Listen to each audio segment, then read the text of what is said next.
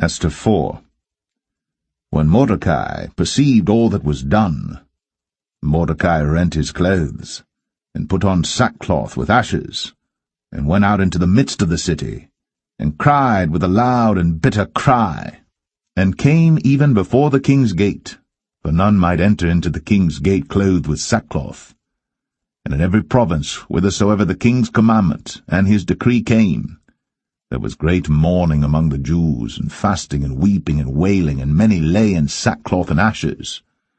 So Esther's maids and her chamberlains came and told it her. Then was the queen exceedingly grieved, and she sent raiment to clothe Mordecai, and to take away his sackcloth from him. But he received it not. Then called Esther for Hatach, one of the king's chamberlains, whom he had appointed to attend upon her, and gave him a commandment to Mordecai, to know what it was and why it was. So Hatach went forth to Mordecai unto the street of the city which was before the king's gate. And Mordecai told him of all that had happened unto him, and of the sum of the money that Haman had promised to pay to the king's treasuries for the Jews to destroy them. Also he gave him the copy of the writing of the decree that was given at Shushan to destroy them, to show it unto Esther, and to declare it unto her, and to charge her that she should go in unto the king, to make supplication unto him, and to make request before him for her people. And Hatach came, and told Esther the words of Mordecai.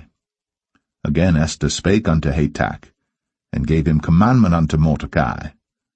All the king's servants and all the people of the king's provinces do know that whosoever, whether man or woman, shall come unto the king into the inner court, who is not called, there is one law of his, to put him to death, except such to whom the king shall hold out the golden scepter, that he may live.